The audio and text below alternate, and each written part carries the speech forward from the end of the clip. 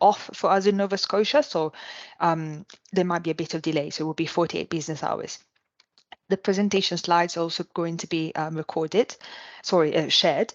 All microphones should be automatically set in muted mode. If by accident you're joining the webinar and you realize you're not in muted mode, please mute yourself. You can always ask questions using the chat. Theo is going to keep an eye on it and also accepting people waiting in the lobby. And if you have any further questions, you can always contact me at housing@nscc.ca. Having said this, I want to open up saying that I'm welcoming you from Turtle Island, which is also known as Canada, and I'm very honoured and pleased to speak from Mi'kma'ki, which is the unceded territory and ancestral homeland of the Mi'kmaq Nation. And when I open presentations, and this presentation or any presentation really, I'm reminded that we were all guided by a spirit of welcome, connection to the land and to its people. This place has significance and we have an obligation to share the stewardship of this land, and I think it's very important. So it is with this spirit that we gathered here today to discuss any supports for your arrival in Nova Scotia. And I really urge you to make time of your part of your journey also to learn about the Mi'kmaq Nation and its very rich culture. So I've included a link with some resources, hoping that this is only a start for you to learn more. I have sort of like 3 items in the agenda today. They be quite dense. They can be quite dense in a sense. What to do at the airport, or arriving, in terms of like arriving at the airport and then transferring to your campus and so on. Your first few days in Nova Scotia and your first few weeks. I realize that there are many students who are already in Canada, perhaps staying with some relatives and friends, or some of you perhaps have already arrived. We're trying to give it sort of like like mainstream scenario, recognizing that all of you have different needs, and so maybe sometimes what we're talking about does or does not apply to you. But these are the things that we thought were the most important for you to know. And I'm also looking sometimes at some notes on a different screen, so you have to excuse me. Sometimes you see my head wandering and going around. So the one of the first things that we thought to really to say with you and to mention and be sure that you knew is that we're expecting and experiencing, like the students are coming here, quite a few delays in flights and airports. While this can always happen, we're noticing that they're happening with more frequency. So please have your essential needs packed in your carry-on for any unexpected delays or overnight stays. What do I mean with this? Not just the important documents for immigration that you might need, but maybe toothbrush, small blankets, medicines, chargers and adapters, something that sometimes we just put them in the luggage and then our phone is about to die with battery very low and we don't know how to charge it, and then we need to buy them at the airport and they're even more expensive. So just think about these little things. Like what would you need in case your luggage or your pieces of luggage were to be lost for even up to a week, because it depends on where you're going, where your campus is. If your campus perhaps is in Halifax and you're very close to the airport, it might just be a couple of days. If you're staying in a rural campus, then it might take even up to a week. So hopefully that doesn't happen, but just think about those essential things. We also want to, it was a piece of advice that the student gave to us. If you still have to book your flight, consider layovers, perhaps long layovers, just because airports seem to be quite congested. And know your rights. If a flight is delayed or cancelled, you have the right to receive accommodation, not if it's for your fault. Not if you miss a flight because you were doing something else, but if it happens to you, that is the company's problem, you have some rights to accommodation. So you can find a lot of information on the iSent app, especially there's a box that is like planning your arrival with a couple of tips and things that you can find, or also on our website, and I included a code up there. A very important message and takeaway: please be mindful that your health insurance starts only from September 1st. So with NSCC. So if you arrive in Canada and in Nova Scotia, say August 20th, because you would like a couple of days to settle down before and to set up before, your courses start, you will not be covered by NSCC. So you need to arrange an emergency travel insurance. This is really, really important. So these are like just to cover the basics. Then we thought to give you some advice in terms of arranging transportation to leave the airport and to go to your accommodation. So once again, you have to account for some delays in taxi booking, cancellations. But what we would suggest to do is that you have a couple of options in terms of thinking, what if things go right and what if things go wrong? So my flight is on time, I arrive there and I pre-book a taxi. And you can pre-book a taxi by using the iSent app. Again, in one of the two icons, I think is planning for your arrival. There there's something saying arranging for a taxi airport pickup, and there are three taxi companies. They agreed to have a good price for NSCC students, so that would be good. If your campus is not in HRM, meaning Halifax Regional Metropolis, so not in Halifax, not in Dartmouth, you really need to check on how to transfer from there, from the Halifax airport to your campus, because very often there will be a bus or a shuttle, and then sometimes when they leave, they don't they just operate, say, a few days a week, or perhaps it's daily. They operate daily, but not at the time that you like. So when that happens, you really need to think about what do you do. Like, do you book perhaps an overnight stay in Halifax and then you transfer the following day? Or maybe you come in with too many pieces of luggage and a taxi is the only option.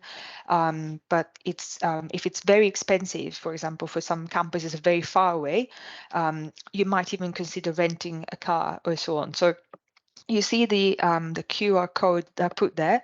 It connects you directly with the transportation page that we have online. So that will also be helpful.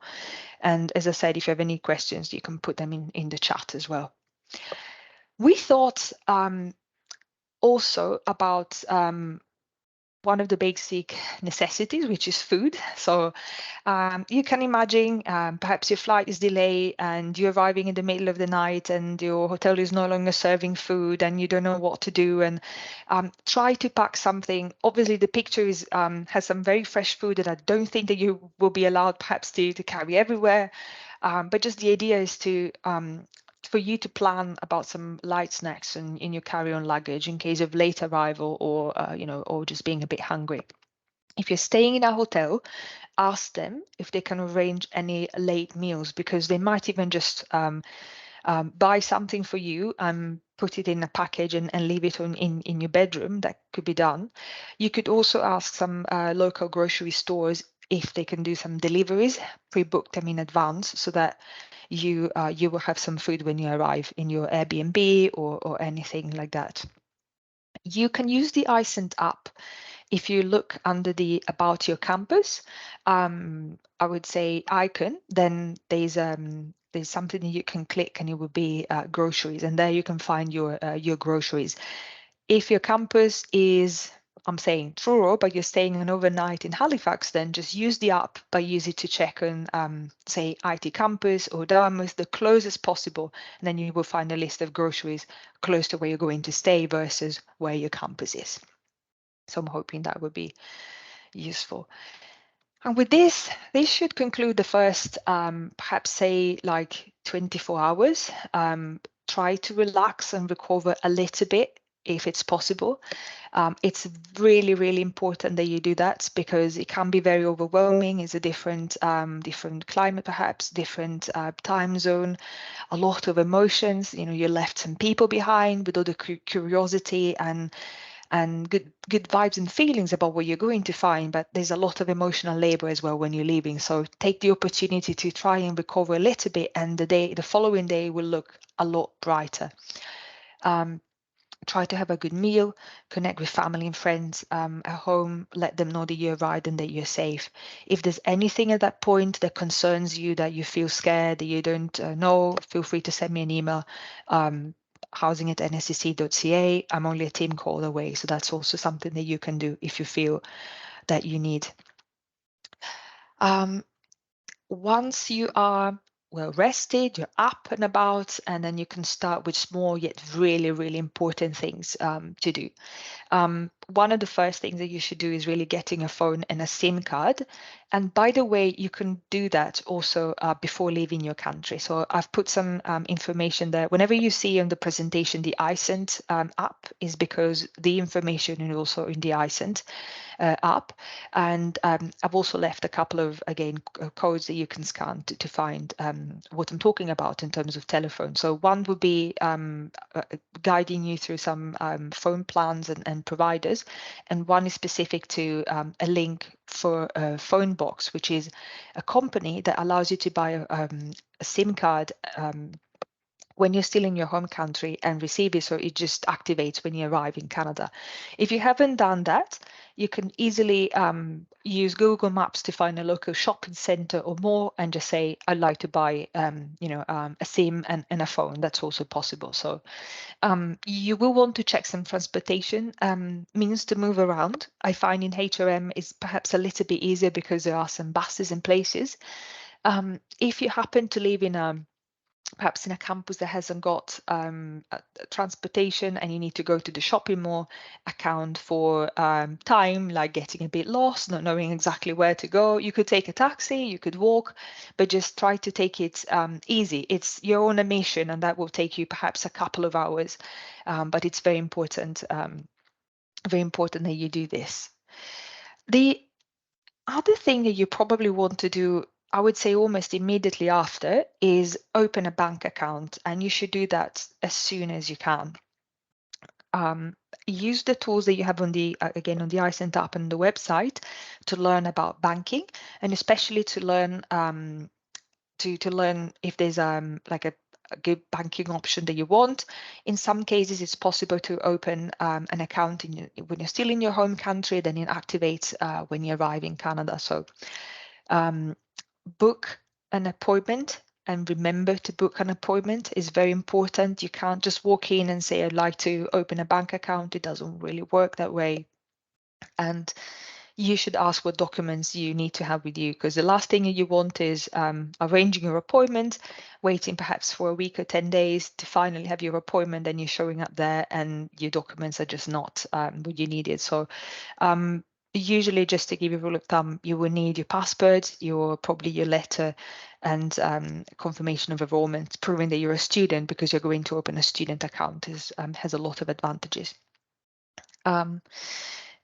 August, if you're coming in August, and I think most of you will be, it's a very busy month. So don't be alarmed if it takes you up to a week to get an appointment.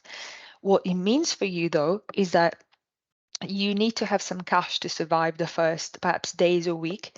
You don't want to carry around a large amount of money in cash. It's not super safe, but it's a fine balance, because if you use your credit card abroad for everything, it could really become expensive in terms of fees. So try to book an appointment even now. Call the bank or send them an email and say, when do you expect I'll be able to do so? And then based on that, if you know that from the moment you arrive to the moment that you have the appointment is only a couple of days, plan for the cash in that sense is going to be useful.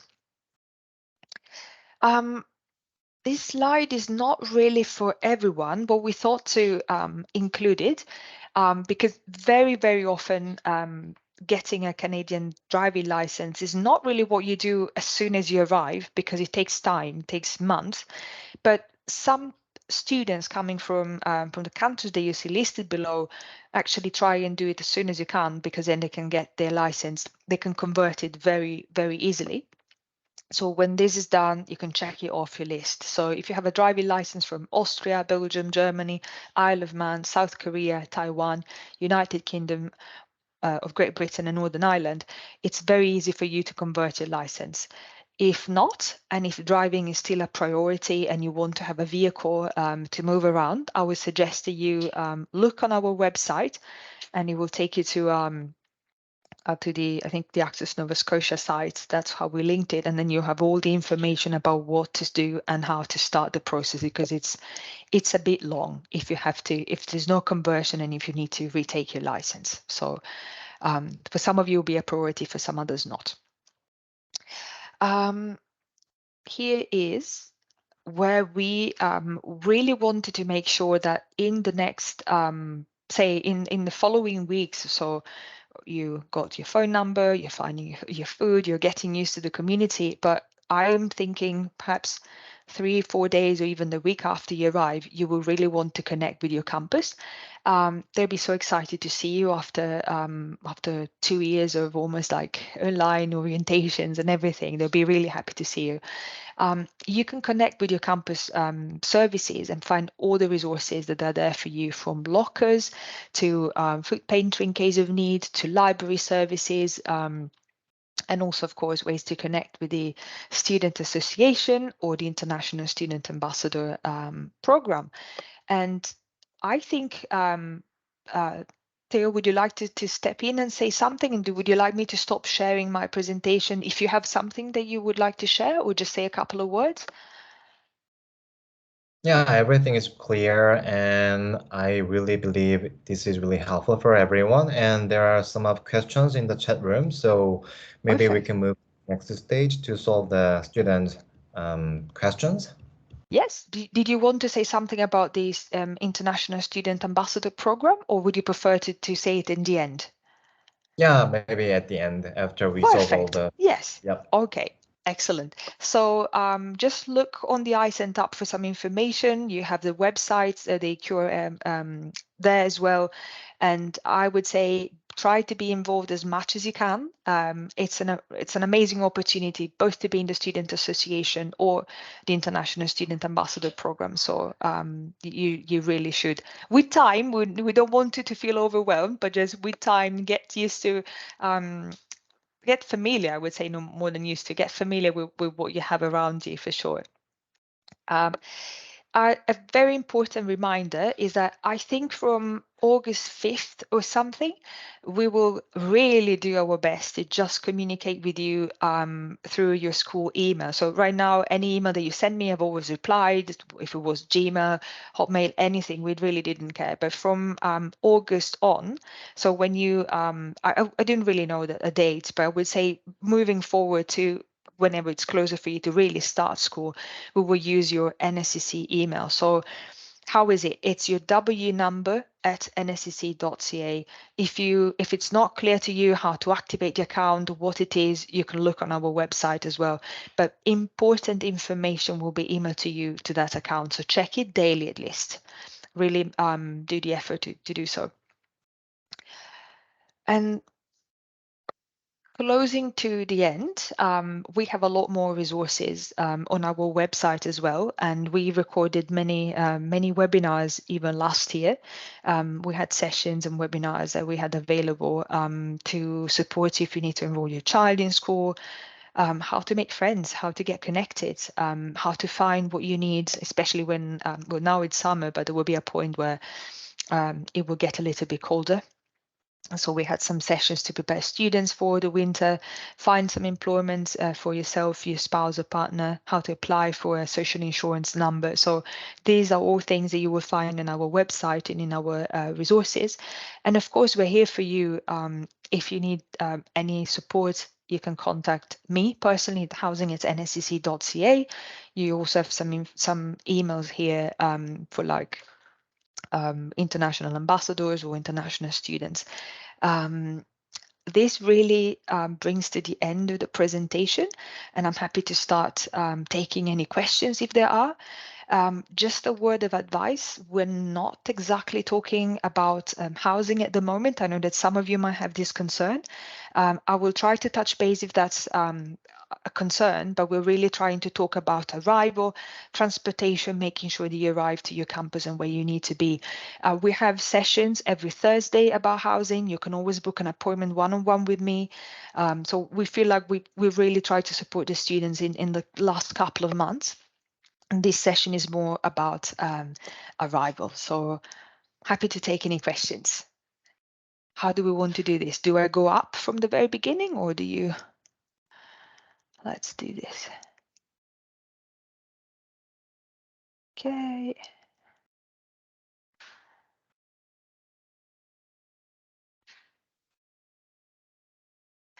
I am going back to So I'm just reading them. Is that okay, Theo? Or did you want to flag them and then I think you're on muted mode, sorry. You're still on muted mode. Sorry. It's Probably okay. I can read the question from the Yes, beginning. yes, please. Yes. Yeah. What about if the study permit takes longer and I miss the start? The first question. I would say you really need to be here for September 6th. I'm not aware of any online courses. Some components of the classes might be online, but you really need to be here. So my best advice would be to talk to your international student advisor. They will know all the in and outs, but 95%, I think their reply is going to be like mine. You really need to be here. You even missing orientation is a problem. We have very short courses packed with stuff. So if you're missing a couple of classes, it does not set you for success. Yeah, I'm gonna leave the link to meet the international advisor in the chat room so you guys can Perfect. save it to meet them. And second question is, how long does it usually take to receive the study permit at the airport? I have a layover in Toronto. The minimum layover suggested for a permanent resident or a Canadian citizen that doesn't have to go through customs, it's usually 2 hours. This is the suggested. So imagine it's very busy, it's packed, it's August, and I would say between an hour and perhaps 2 hours. Consider that you might also be selected for perhaps random COVID testing, which doesn't mean that you have to wait for your test results, but it's, they need to explain you need to get the package and so on. So I would say a long layover. Personally, as an international student, I would say a minimum is probably 4 hours. I would feel uncomfortable with less than 4 hours from what I'm hearing from students. Yeah. Next one is if the work permit doesn't come through, for example, and the first term has been paid for, what will happen? Should I also email the colleagues about it? Just looking, the work permit? Do you mean Yeah. the study Can you permit? hear me?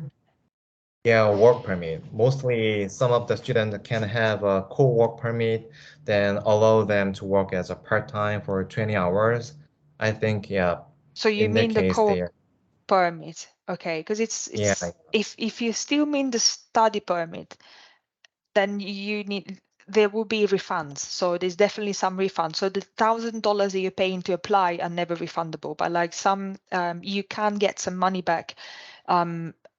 You might not get everything back though, so you need to be careful with the deadlines. Maybe we can leave a link there for like specific withdrawal and how to get your money back for that. Um, I don't think at this stage is that you have to email the college. If we can just put you a link.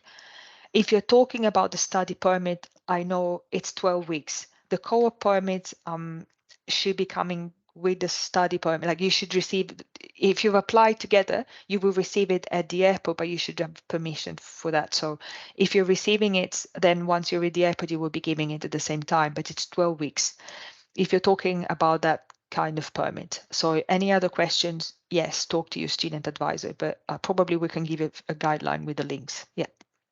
yeah. I think Rehab has any additional comment. Could you please turn on your speaker, mic, and share your comments, Rehab? Hi, can you hear me? Hello. Yes. Yeah. You guys are frozen, but I can hear you. Okay. I'm sorry, I'm the one with a lot of questions. Okay. So yeah, I meant the study permit. Normally it took me like 2 weeks to gather all my documents because I live in the UAE. And then when I checked how long it will take for it to be processed, it said that will take 12 weeks. Yes. So if it actually takes 12 weeks, it will be, I think, the first or second week of September. So even if I get the study permit, I can leave and go straight away to Canada. Like it's fine. But my question is, what if it takes longer and I don't get an answer? Do I have to contact someone else to give me, to tell me what I can expect? Yes, I would say in this point, really talk to your international student advisor. It will be either Jenny or Mike or Farhana, depending on where your campus is, because you really have to plan it with your calendar and say, when did you, when did you apply?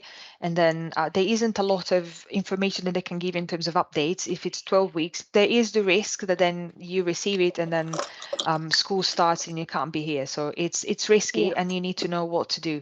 I know that some fees are refundable up to probably the day of classes start, and then there's a little bit less. So I'm sure that we've put a link for you so that you can see how much money is refundable. But any other question would be most likely for your advisors. I can just give you some sort of guidelines, but they will help you more in terms of what to do, defer, withdraw, what best to do, hope, hold on, and so on. Thank you so much. You answered my You're very question. Thank welcome. you, guys. I leave the link to meet our international advisor in the chat room. I highly recommend to make a book to meet them. They have all the information and they're gonna be your best friend to solve your all concerns. But probably, yeah, definitely you need to get a permit on time. Yeah. Yes. And Okay. next question. Thank you. Yep, no problem.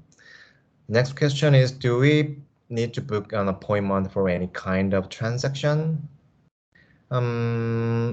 What kind of transaction, Andrea, means? If you have any idea, please describe more detail about the transaction. That will be helpful to give answer. Yeah. And next question is how we can book a taxi from airport. Is there any app or something? Definitely there will be Uber or such a things like that, but NSCC will give you by email some discount coupon to book a limo. And there is another concierge section in the airport. You can call the taxi. And Ilaria, do you have any other Yes, I information? would say I'm not really aware of any coupons that can be given to students because I'm thinking not perhaps for students who are coming in September, like maybe scholarship students. So it might be just slightly different. So my best advice would be to use the iSent app and go on the arrival, like the plan for your trip. And then there will be something about arranging a taxi. And if you click there, there's at least 3 companies have agreed to give some discounts. So then you're spending less. If you even just want to show up and it's a bit risky, but like some students just don't want to pre-plan, they prefer this way. And then yes, as you were saying, you can just go at the desk and then ask for a taxi. There will be one. There are some buses that will take you from the airport to say Dartmouth or Halifax.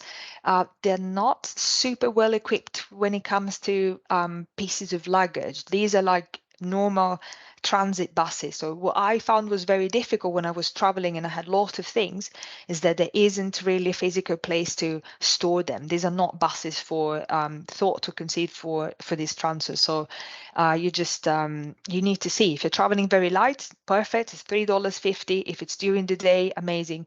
If it's late at night, you have a lot of things, perhaps even children, then it becomes it's probably a taxi the best bet.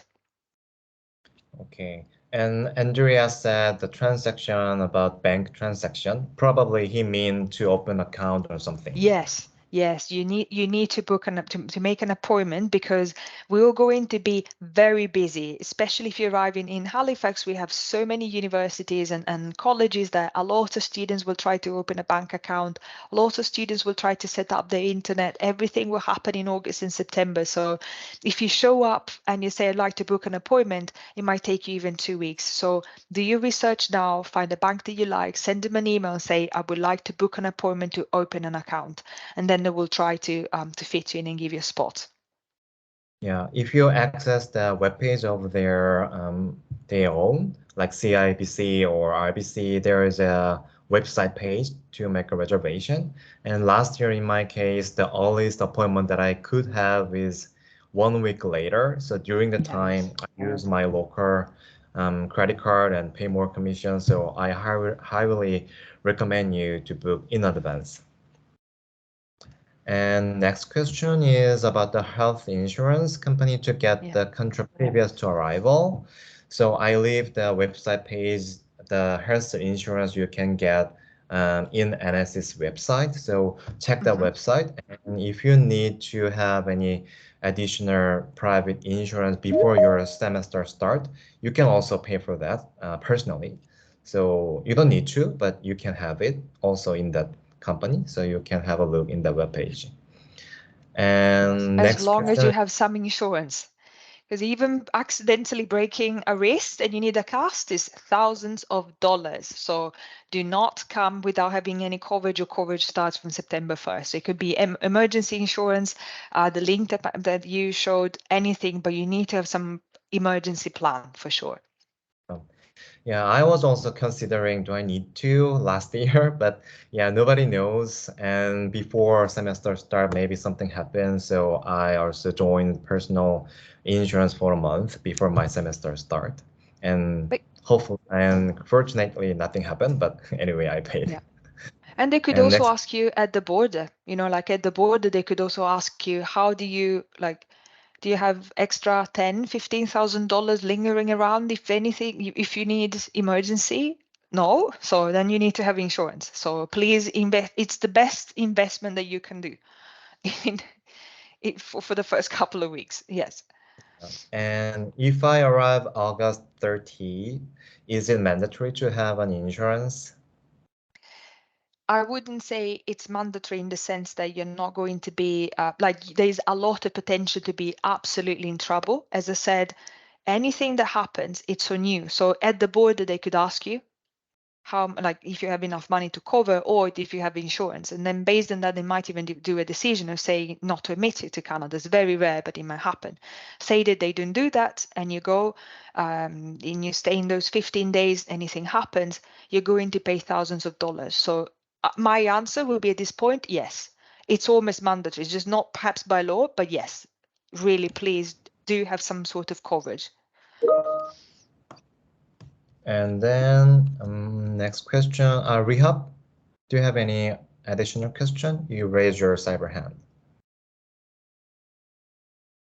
Sorry, I didn't unraise it. I forgot. Oh, That's never okay. mind. Okay, and next question is it possible to book an appointment for SIN number?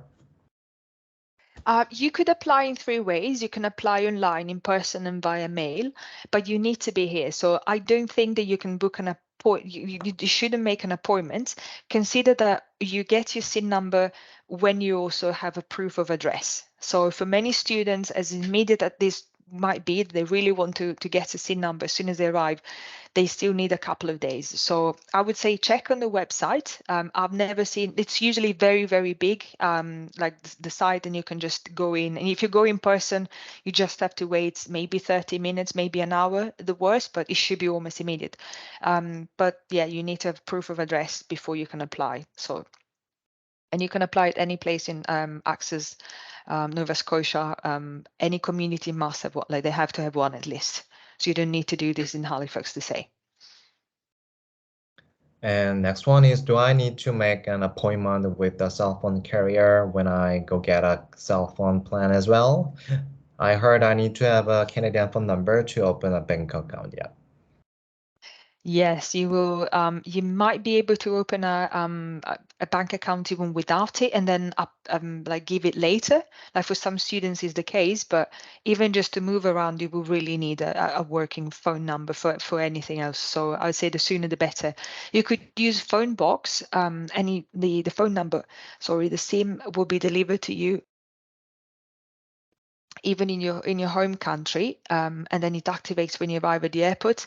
But mostly, no, you just go into a mall, a shopping mall, shopping center, and you just buy your phone and your SIM, and then it activates. So you don't need to book an appointment for that. Yeah, it's not so hard to get a USIM in here, but I recommend you to buy USIM in advance in your country before your arrival if it's possible. That makes much life easier to have any emergency call after you arrive in Canada. And that's it. We all covered the questions so far, but if somebody have any additional question, please leave a question or turn on your mic and talk to us. And I left lots of links in the chat room, so please check the links and save all the links for your any further situation and questions. It's gonna be definitely helpful for you guys. Yeah. And additional one, do we have to show documents of our NSCC NSCC health insurance document for immigration at the airport? You might be asked. But as I said, it's not very common, but you might be asked, especially because that you have health insurance through NSCC. That's very easy to prove. But when they know that you're a student and they know that your plan starts from September on, you might have some further questions saying how, if anything happens and is just August, how are you going to pay for those expenses? So it's not a must, but it might. You never know. So it might happen. Yeah. Yeah. So I think that's it. We all covered the questions so far from students. Perfect. Yeah. And I can keep typing if you want to explain more about the Student Ambassador Program, if that was your intention, up to you. Oh yeah, I want to explain about the International Student Ambassador Program. That is the basically volunteer organized with international students to welcome and help their networking and enjoy the Nova Scotia. So please access the social media account that I left on the chat room, and please be connected with all the information because we are all connected with every part in NSCC for international students. So you can definitely find the good information in here. That is the easiest and quickest way.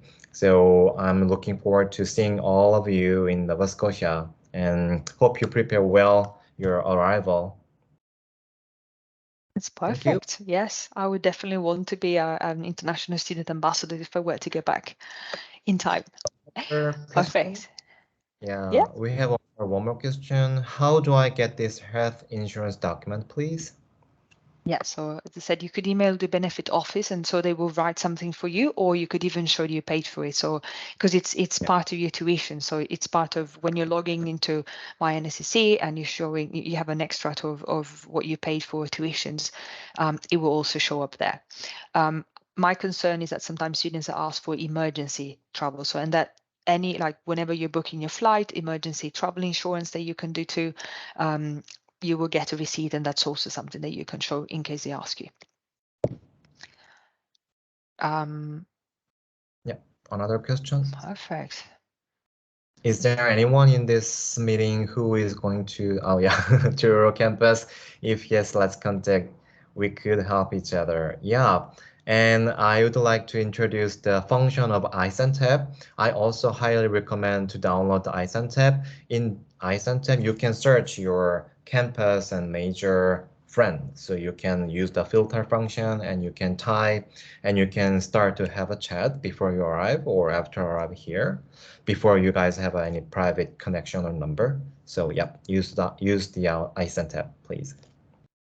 Yes, and I think I was just trying to see if I could share an attachment, something probably not now, but there's a function. It's called the chat. So it's not super immediate to understand how the chat works, but if you have the iSend tab with you, you can just open the chat and then there will be an icon that function saying search, and then on the top right bottom, top right bottom, there's some sort of like three lines, like a pyramid almost. So you click there and then you could check for campus. So for you, if I were to check Truro campus and click on apply, I would find 1, 2, 3, 4, 5, 6, 7, 8 students at least. They're using the chat right now, and then you could just start connecting. We have some Facebook groups as well, I think that you guys can use. Not really these webinars to or sections to to connect. We will close the chat after the meeting is done. So I would really say to connect in other ways, but you definitely can, especially with social media or anything. Yes, or Instagram. Yeah. I grabbed the link for the iSend chat room explanation function video. Yeah, you guys can check. Perfect. Right. Just before we leave, I'm going to share my screen one more time, just to be sure that all the students know. You're probably familiar at some stage with the international students page. Keep in mind that getting ready for NSCC has a lot, and helpful tips has basically a lot of the links that we were talking about, like how to get ready You're coming into summer, but then there will be fall and then there will be winter. So just for you to have an idea about what to expect when you're arriving. Banking, we talked about banking. So how do you choose your bank? Wherever you click, it will show you exactly like you will land into the student page, so to say. We talked about packing, so things that you should not forget, how you get in your phone, how it works. If some of you might still be on time to buy a phone plan from abroad, it takes time, about 2 weeks, if not even longer. So keep that in mind. If you have any questions about driving, going to the doctor, groceries, anything will be here. And something I also wanted to show you is the transportation side, because we've spoken a lot about how to, well, a bit at least, how to get to your campus. So this is really what you want to see, like the campus shuttles. And if you're coming with children and families, this might also be useful. Students with families, where do you find childcare, how you enroll your child in school, and so on. So just wanted to be sure that you had it recorded somewhere. That's it. I saved. There's no more questions. We don't really have to keep you here for very long. We know that you're all busy doing many things and getting ready. I'd say I'm not seeing anything new in the chat. Is it? Nope. Perfect. All right then. Theo, thank you so much for being so kind and helping me as usual. No problem at all. Perfect. So maybe we can just leave the site, like the webinar, and then make sure that everybody receives the recording and everything. Yeah. Perfect. All right. Thank you, everyone. Bye-bye. Thank you, everyone.